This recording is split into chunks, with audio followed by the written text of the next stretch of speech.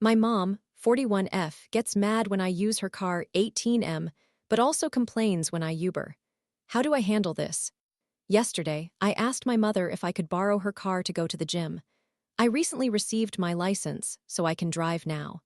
She agreed, and I informed her I would return by 8:30 p.m. I left the house at 7:30, but I mistakenly thought it was 7:00, so I inadvertently told her I would be home 30 minutes earlier than I actually planned. I picked up a friend, worked out, and by the time I completed my session, it was 8:30. As I was preparing to leave, I encountered a long-time close friend whom I had not spoken to in a year. Interestingly, it was his birthday.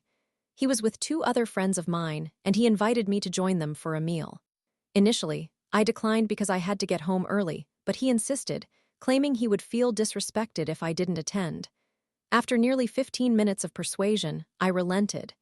At that moment, my mother called, asking for my whereabouts. When I answered the phone to explain and ask for permission to stay longer, she immediately began yelling and cursing at me, as she usually does. I hung up and drove to the restaurant regardless. We arrived at 8:50, but our food took some time. By the time we finished dining and left, it was 9:50. As I returned to my car, my friend noticed his vehicle was experiencing problems and opened the hood. I stayed with him until his father arrived. Meanwhile, my mother and sister were repeatedly calling me, but I didn't answer since I was driving and they could see my location. I dropped my friend off, he lives 5 minutes from me, and my brother called, jokingly warning me not to come home because my mother was furious with me.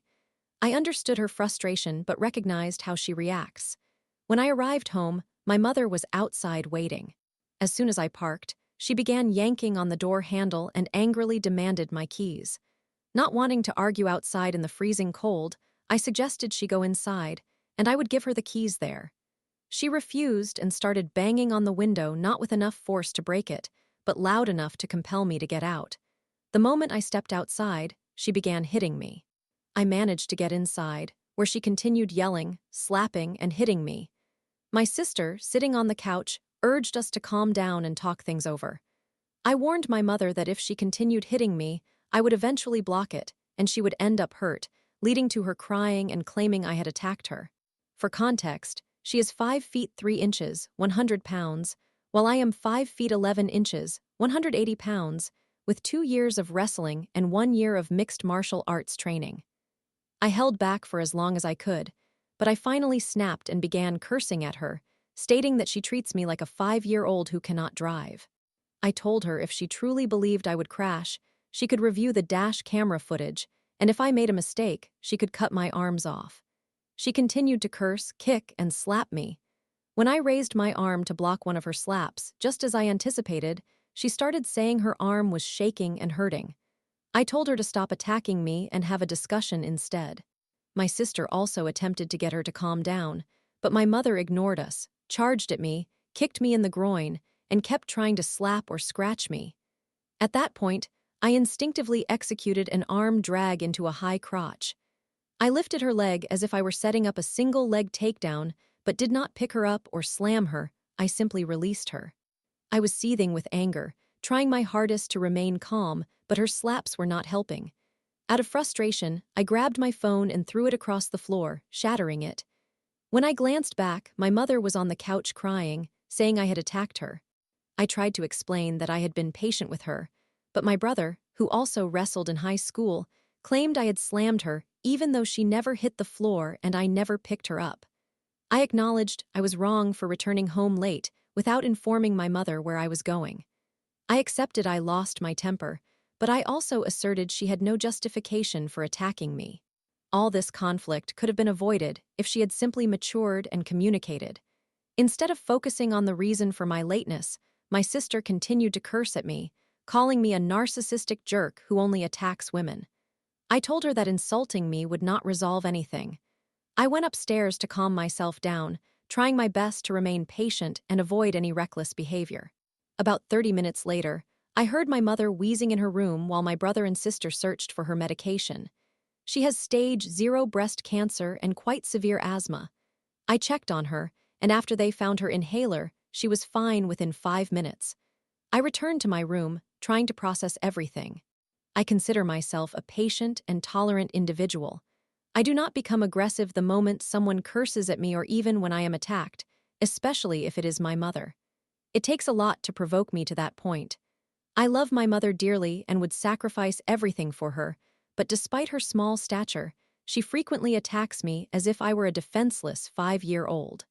Most of the time, I allow her to slap me without reacting or I block it, but I never retaliate. I only fight in the gym. Additionally, she often becomes upset when I request the car, even if she is not using it. However, if I choose to take an Uber instead, she complains that I am financially irresponsible. When she does allow me to use the car, she calls me constantly, asking where I am in an angry tone and demanding to know when I will return. If I arrive home even a minute late, she yells and asserts that she will never allow me to borrow the car again. Typically, she expects me to return within 30 minutes, even though my workouts usually last 1 to 1.5 hours, and mixed martial arts practice always takes 2 hours. How can I handle this situation with my mother, while establishing boundaries and maintaining respect? Story 2. A journey of self-assessment. How strict critiques aligned with real-world opinions with ChatGPT, just an opinion, research, and personal experience. In an attempt to evaluate my appearance objectively, I initiated a process where I sought the opinions of over 50 individuals who rated me on a scale from 1 to 10. The unexpected outcome. The assessment I received from these individuals closely matched a stringent, almost Black Bull style critique I conducted using artificial intelligence. Here's the summary of my experience and the insights I gained throughout the journey. The beginning casual self-assessment. At the outset of my self-assessment journey, I simply requested the AI to evaluate my appearance without applying any extreme criteria. The responses I received were rather lenient and reflected what might be seen as a more moderate assessment. When I compared the AI's feedback to that of the real-world evaluations from the more than 50 individuals who rated me, the scores were nearly 60% in agreement. AI's moderate evaluation, this provided me with a solid base score, in the vicinity of 7.5/10. Real-world evaluations, the majority of individuals rated me similarly, typically between 7 and 8/10, consistent with the AI's feedback. The next step applying a strict, black pill critique as I delved deeper into the process and wished to obtain a more rigorous and brutally honest evaluation, I resolved to subject my appearance to a stricter filter. I sought a harsher analysis, demanding an assessment that allowed no room for leniency, similar to the black pill evaluation method that many regard as extremely critical and tough. The result? The AI's feedback was significantly stricter, assigning me a rating between 5.5 and 6.5/10, which was considerably lower than the previous evaluation. This time, the critique was much more focused on elements like jaw structure, eye depth, and symmetry, with little allowance for subjective leniency. Interestingly, this stricter evaluation coincided with the feedback I received from 40–50% of the individuals who rated me those who held a more critical or harsh view of my appearance. Aligning with real-world evaluations, a revelation. When comparing the strict evaluation to real-world feedback, I found that the lower range of my rating from the AI corresponded with the lowest scores I received from the individuals who rated me somewhere between 5 and 6. This was fascinating because it illustrated how a strict, no-nonsense approach to evaluating appearance paralleled the more honest and often harsh opinions of individuals who were not trying to soften their assessments. Strict AI evaluation ranging from 5.5 to 6.5/10, reflecting a very critical and real assessment of my features. Real-world evaluations, harsh critics. A portion of individuals provided ratings similar to the AI's more critical feedback, generally around 5 to 6. The conclusion, a balanced perspective reflecting on this journey, I realized that both the moderate and strict evaluations yielded valuable insights into how I am perceived. The moderate evaluation represented how people in general, with a lenient viewpoint, would rate me, while the strict assessment corresponded with the more critical voices offering a candid perspective on my appearance. 60% of individuals rated me similarly to the AI's more lenient feedback, 7, 8, 10. 40–50% of individuals provided feedback that mirrored the stricter analysis, 5–6–10. This experience has taught me that appearances are subjective, and different people maintain varying standards.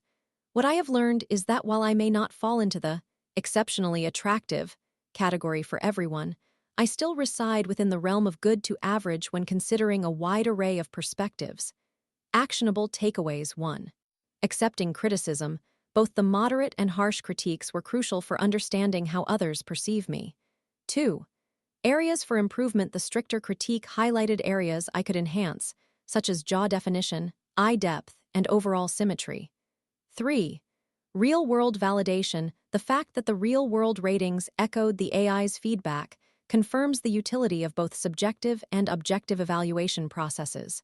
4. Self-awareness. This entire process underscored the importance of recognizing that beauty standards vary, and self-worth is not defined by a singular score. Final thoughts. In summary, the self-assessment process has been enlightening. The strict evaluation enabled me to face my appearance with brutal honesty, while the moderate feedback reinforced that I am viewed as generally attractive by a wide audience. Whether you are seeking self-improvement or are simply curious about others' perceptions, it is essential to embrace both positive and negative feedback when evaluating yourself. For anyone intending to assess themselves objectively or comprehend the nuances of appearance evaluations, I highly recommend adopting a balanced approach integrating self-reflection, moderate feedback, and honest critiques. Ultimately, self-improvement is what matters most, and understanding your position allows for both physical and mental growth. Summary: I conducted an extensive self-assessment with over 50 real-world opinions and an artificial intelligence evaluation, both lenient and strict.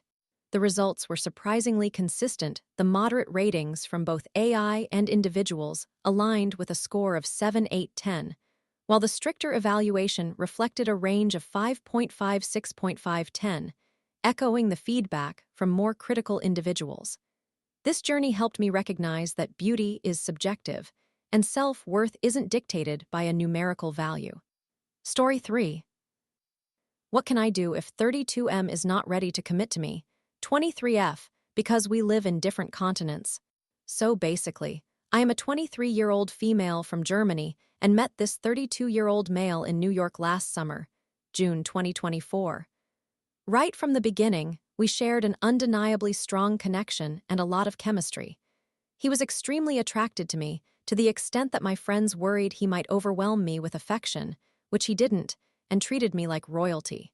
I had never been with a man so affectionate and so invested in me. I even told him that I didn't want to have sexual relations with him because I preferred to be a bit more certain about any romantic situation, and he still remained patient. Eventually, we did engage in sexual relations after about 3 to 4 weeks, but even for that, he asked me several times if I was sure, as he really didn't want to pressure me. We dated for approximately 1.5 months and saw each other quite frequently during that time because we simply could not get enough of one another. After 1.5 months, I had to return to Germany, so we kept in touch and were video calling and texting each other a lot. We decided not to be in an exclusive or committed relationship because we didn't know when we would see each other again, but honestly, I was completely committed to him. I wasn't dating anyone else. I generally don't date much and I'm not on dating apps. I simply prefer for things to develop naturally. He, on the other hand, was having sexual relations with other women, but assured me that he had feelings for me. It hurt me, but I couldn't really blame him because of the distance and our mutual agreement to not be exclusive. In September 2024, I returned to New York, and we began seeing each other again. I discovered that he didn't just have sexual encounters with other women, but was actively dating them too. They would go on outings and even had toothbrushes at his apartment. I became upset and ended our relationship because the entire time I believed he was only engaging in casual sexual encounters to fulfill his sexual needs. I must say what really made this relationship unique was our emotional bond. We could talk continuously, and he even mentioned that it had been a really long time since he felt such a strong emotional connection with anyone. So when I found out he was actively dating other women, I just couldn't handle it. After that, he reached out to me several times, expressing his sorrow over how everything turned out and how he hadn't anticipated us stopping our time together so abruptly.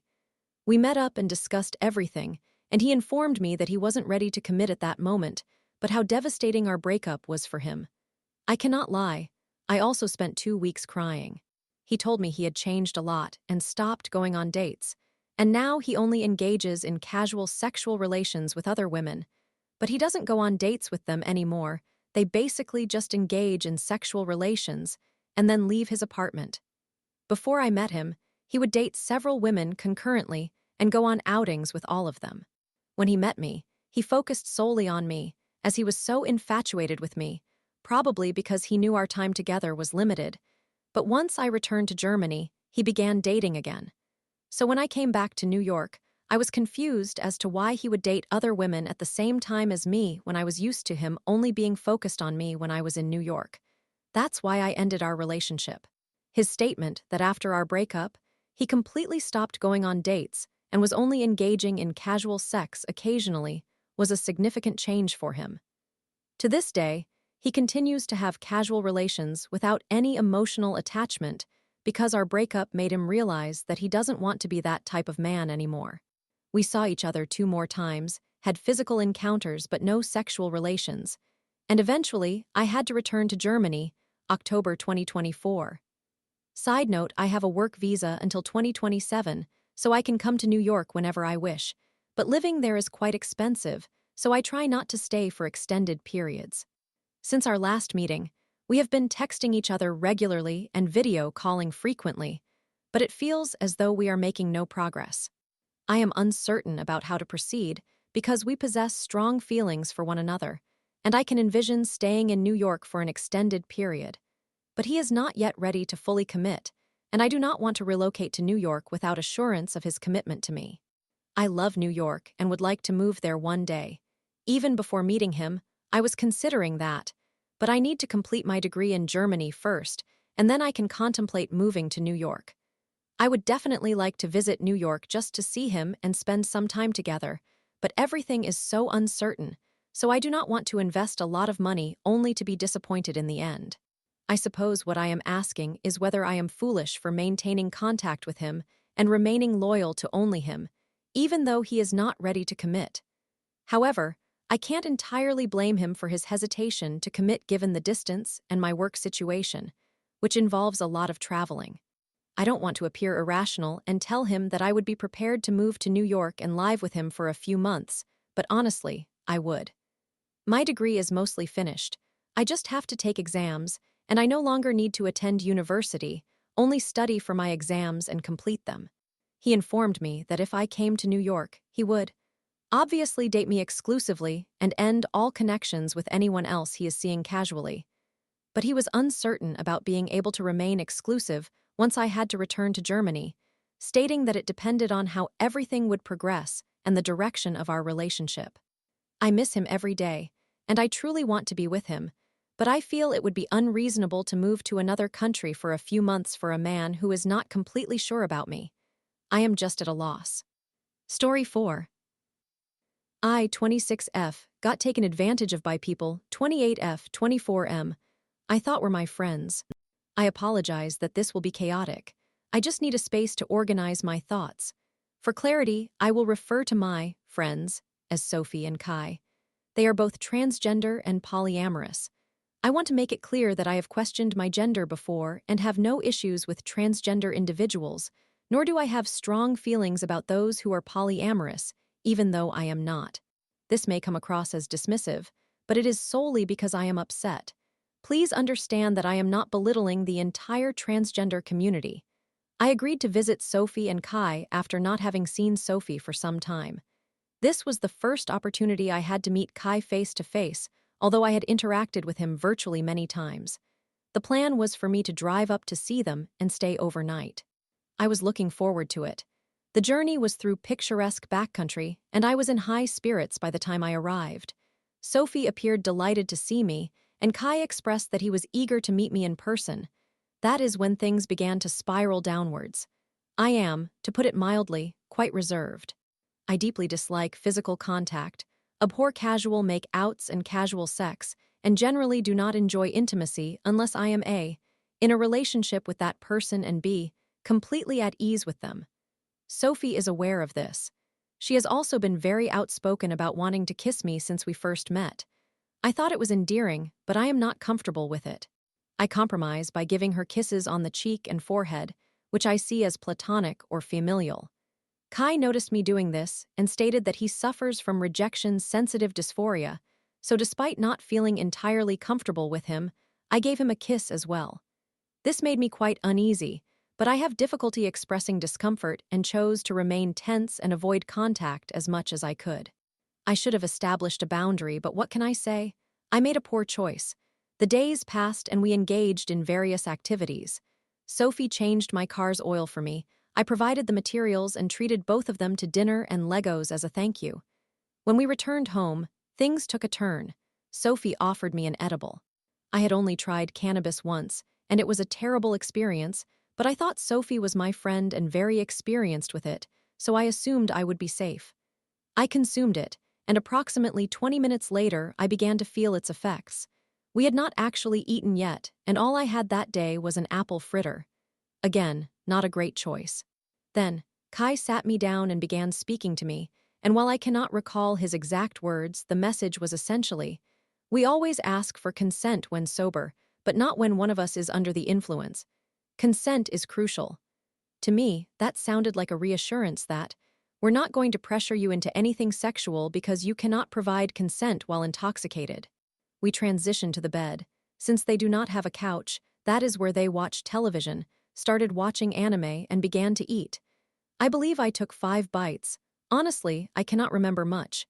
I recall feeling quite ill and dizzy and lacking any appetite. After we finished eating and stored our leftovers, I brushed my teeth because Kai suggested I do so. Once I was done, Sophie pulled me onto the bed between them. As we watched the show, they became very affectionate, kissing each other and my cheek until Sophie turned my head and kissed me on the lips. I was not even fully aware of what was happening when Kai followed suit, kissing me with an open mouth and attempting to put his tongue in my mouth. It was repulsive, too much saliva, and their hands were touching my breasts, which felt incredibly overwhelming. Then, Sophie took my hand and placed it on Kai's chest. He has not undergone breast surgery, but he is receiving testosterone and guided me to massage it. I remember that making me feel nauseated because it was hairy, and Kai kept moaning and twitching. Then, she directed my hand to his neck and instructed me to squeeze, all while continuing the touching and kissing toward me. I felt extremely heavy and disoriented, and they kept telling me to say something if I wanted to stop, but I could not find the words. All I could think was that I wanted to go home, but I felt trapped. Eventually, I sat up and somewhat fell out of bed, announcing that I was going to sleep. There was an air mattress in the closet, so I slept there, but I could hear them having sex. In the morning, Kai asked if I had heard them and remarked something like, "I had to finish what you started, but we did try to be quiet." I remained until 2 o'clock, although I wanted to leave sooner. I still felt some lingering effects from the edible until that point. I think Sophie sensed something was off because, at one point when she attempted to kiss me again, I flinched away. When I departed, I simply put on my music and followed the GPS without truly understanding what was happening until about an hour into the drive when I suddenly began to cry. I have never wept like that, not even when my father passed away, and I am still mourning him, but I was unable to control it. I cried for an indeterminate amount of time and then called my mother. I was going to disclose what occurred to her or my sister, but I am afraid it might be my fault. I feel guilty and revolting, and even though I showered, I still feel dirty. My best friend came over last night, and she has been tremendously supportive throughout this. She has not judged me or anything, just been kind and understanding. I am uncertain about what to do next. Sophie is still messaging me, but I do not want to engage with her or Kai or see either of them ever again. Every time I think about what transpired, I feel like I am going to be sick. I apologize for this being a mess. I just needed to express myself, and I couldn't convey everything to my best friend. Summary: my friends exploited me while I was intoxicated, and now I am in emotional turmoil. Story 5. My 30/F boyfriend, 31/M, of 12 years is upset that I won't pay the bills. Complicated. Buckle up. My boyfriend and I are high school sweethearts. We have been together for just over 12 years. In the initial years of our relationship, we both secured good jobs. I worked in the medical field, and he worked in the service industry. After a while, I became curious about how much his employer was charging for the services my boyfriend was providing. After conducting some research and feeling proud of my boyfriend's work ethic, I proposed that we start our own business doing what he was already doing but for ourselves. We went back and forth for more than a year, and I must admit that I kept bringing it up. My pitch was that I would handle all the business aspects, while he would continue doing what he was already providing in terms of service. Eventually, he took a chance, and we both resigned from our jobs to pursue this business. That was 6 years ago. Our business has thrived and covers 99% of all our expenses. Over the years, my role in the business evolved. When we first established it, I thought it made sense for it to be in his name, as he was the face and service provider. In the early days, I was heavily involved. Then COVID occurred not long after, creating a sink or swim situation. Not long after that, everything was relatively set up and automated, and we ultimately hired an accountant. Needless to say, I found myself at home with nothing to do, feeling restless. In search of some purpose, I joined him in his service work, and we entertained the idea of adding me to that side of the business to double our profits. However, I decided that while I enjoyed the work, I didn't want the long-term toll to compromise my femininity, and I would look for other opportunities while continuing to assist with his existing client load. We were at one of our clients' homes when I received a call from a bank where I had applied, and I got the job. That was about 3 years ago. I worked at the bank for just over 2 years, mainly part-time, and with the medical, dental, and vision plans I enrolled in through my job for both myself and my boyfriend, I was bringing home maybe $300, $400 every 2 weeks. This amount was minimal for us, but it was good, hard work that helped me regain my footing after feeling down post-COVID. I made the most of my time there, exploring various fields, trying to discover what could help us reach the next financial level. Despite my modest income, our business was performing well enough for us to finance our first home 2 years ago, and last year, we traveled to Japan for my 30th birthday. Now, this trip to Japan was charged on a credit card with 0 interest until late 2025. Last January, my boyfriend told me he wanted to propose to me in Japan during our upcoming trip for my birthday. I was thrilled. As the trip approached, he began to act differently and became anxious, claiming I was pressuring him. I questioned how I could be pressuring him regarding something I hadn't even mentioned. He later retracted his statement and attributed it to nerves. Nevertheless, this affected me deeply. I wrestled with it for months, trying to let it go and focus on work. I had multiple chances for advancement in my career, but I realized that banking was not my ultimate goal. With the uncertainty in my relationship, I started to see how trapped I was. I had invested so much time into a business not in my name and quit my job to ensure its success. Now, I was working part-time at a bank, barely covering our fast food expenses and tolls. I strongly considered taking the plunge to pursue a promotion and additional responsibilities, but even the salary wouldn't be enough to support myself, especially not for my long-term aspiration of caring for my family. As last year progressed, my health declined, my relationship suffered, and time was running out, so I left my bank job to explore other financial opportunities. A month or 2 later, I secured my current position. It is the best job ever. I set my own hours and work fully remotely. I am compensated per completed project rather than by the hour, and I have dedicated myself to it, earning more than I ever have. If I maintain this consistency, I am in a good position, as I just completed my training period and am eager to succeed. Additionally, I have started exploring stock trading as a side venture, hoping to develop enough expertise for additional income. On most days, though not every day, I wake up around 8 a.m. and engage in stock trading until noon, then work my remote job until about 6 p.m., sometimes later. At the end of last year, my boyfriend informed me that his views on marriage had shifted, and he no longer believed in it. I left him for a day before he asked me to come back, claiming it was social media influencing him and that he did want to marry me. I returned. However, this has intensified my internal questioning regarding what I am doing, and I have contemplated taking some sort of break. Initially, I thought of joining my parents on an upcoming cruise trip this spring, working hard to save money, and taking a week off to reflect.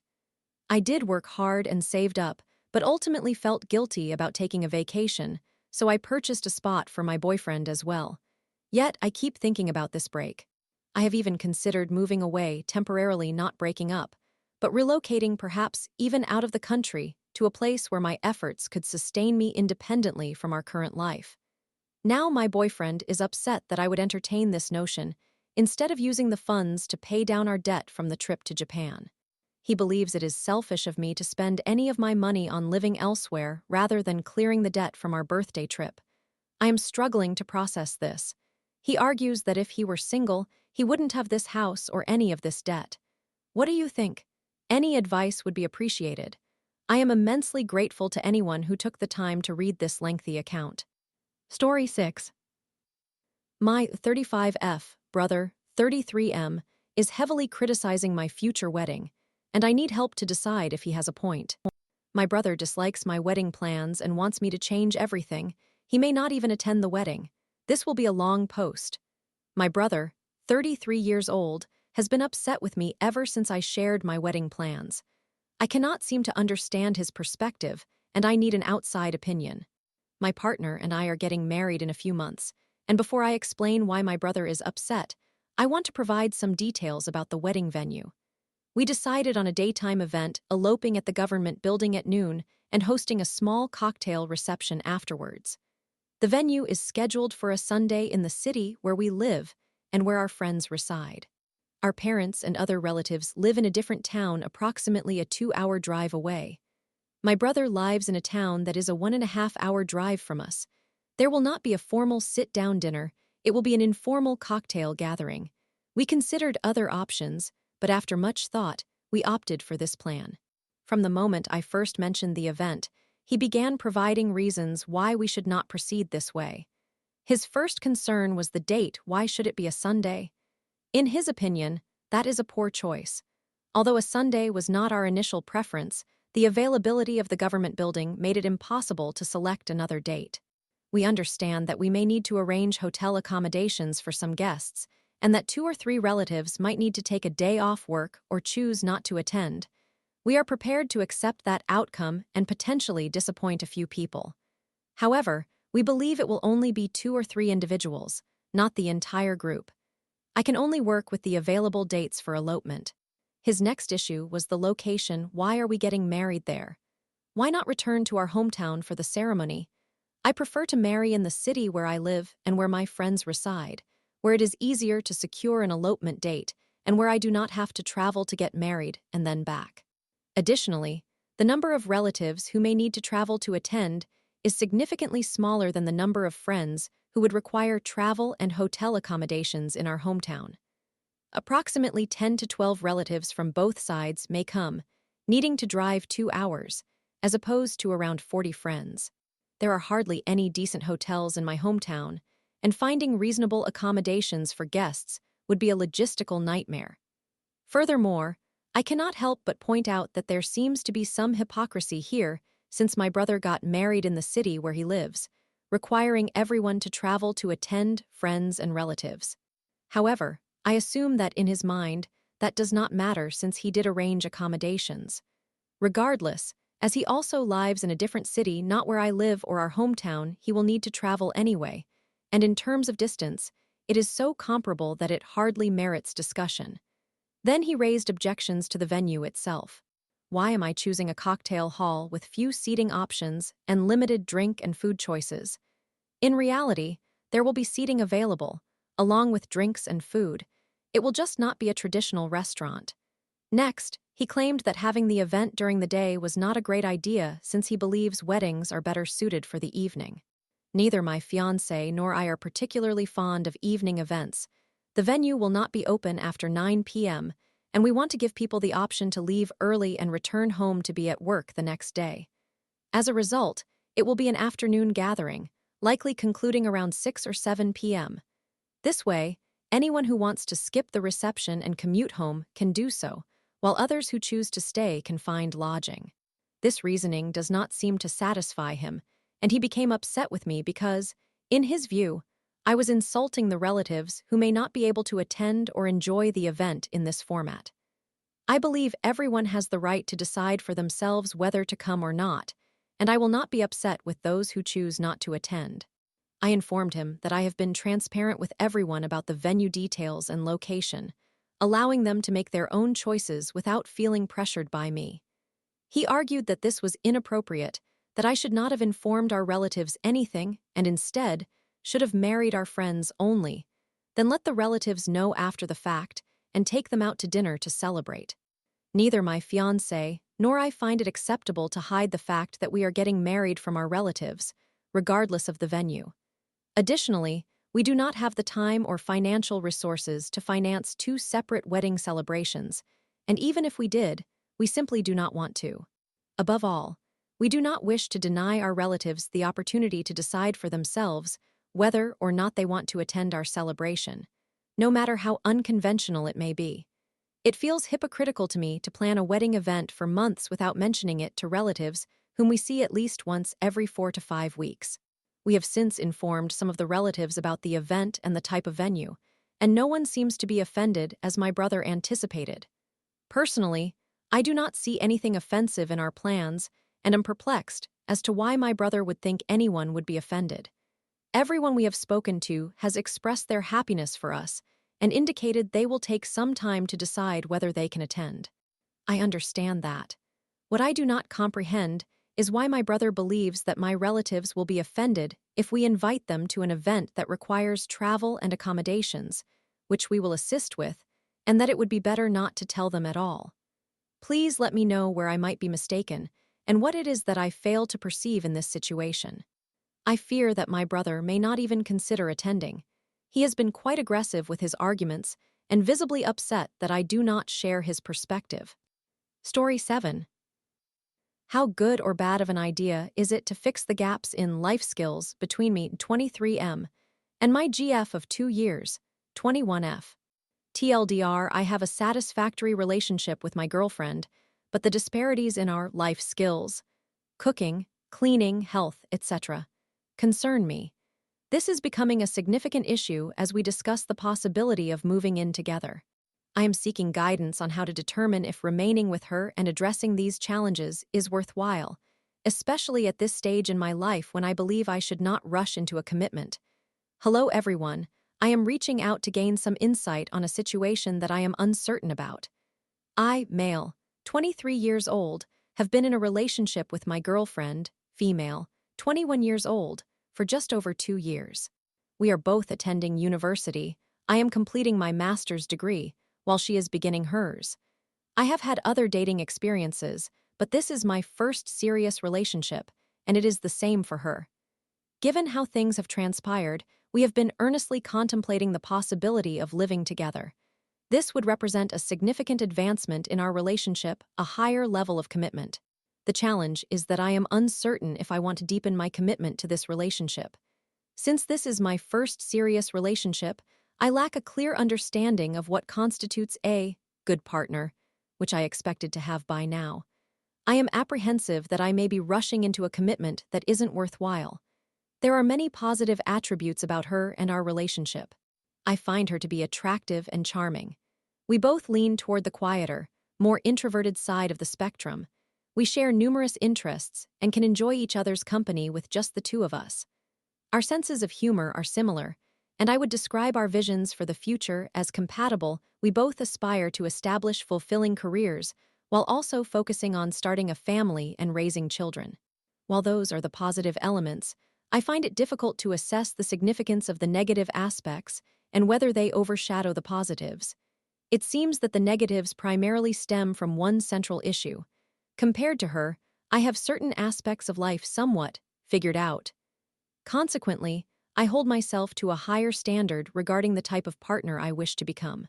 We have had numerous conversations about these differences and have resolved some of them, but I still carry concerns. When I refer to higher standards, this is what I mean. Early in our relationship, whenever she came over, I ensured that my space was clean and organized. In contrast, when I visited her, I often found clutter on the floor, dirty dishes in the sink, dust accumulating, and so forth. During our time together, I made a point to look my best cleaned neck, trimmed beard, neat nails, etc. She, on the other hand, often appeared less prepared regarding her grooming. I take pride in my culinary skills and always strive to improve. When she visited, she could nearly always expect a homemade meal. However, I quickly learned that she had limited cooking knowledge. I have also been consistently working out for several years and maintain good physical shape. Even when we began dating, I continued exercising not only for my own benefit, but also with the desire to look good and have energy for her. Meanwhile, she didn't take significant care of her body or health. In intimate moments, I would take the lead and suggest trying new things. She seemed comfortable with passively receiving affection while I took charge. I recognized that this dynamic isn't meant to be transactional, but I felt I wasn't receiving sufficient effort in return. After discussing my feelings about these matters over several conversations, improvements began to emerge. She started to keep her living space neater, put more effort into her personal grooming, learned a few recipes, started exercising, and took more initiative in intimate situations. While I believe there is still room for further growth, addressing these issues proved beneficial. She is open to communication, willing to listen to reason, and understands that I would never try to push her into anything harmful. You may argue that no partner is flawless. Open communication and acceptance of each other's imperfections are essential. Therefore, should I choose to stay with her, I must accept that there will be times when, in areas of life I already have somewhat managed, she may require guidance and encouragement to develop those skills as well. Observing her progress thus far, I fear that moving in together could reveal more such issues, resulting in even more discussions. Perhaps in time, there will be something she excels at that I do not, providing an opportunity for her to teach me as well. However, I have yet to see any indication of that occurring. All of this necessitates extra effort on my part in our relationship. The difficult question I face is, how can I ascertain whether it is worth the investment? Given that this is my first serious relationship, how can I determine if the positive attributes of this relationship compensate for the challenges it presents? Every relationship has its flaws, some difficulties to manage, but without previous relationship experience to refer to, how can I determine what types of challenges I can or cannot endure? How can I avoid making an early commitment to something that may ultimately be unwise? At 23 years old, I would greatly dislike committing this early to something I am not entirely confident about.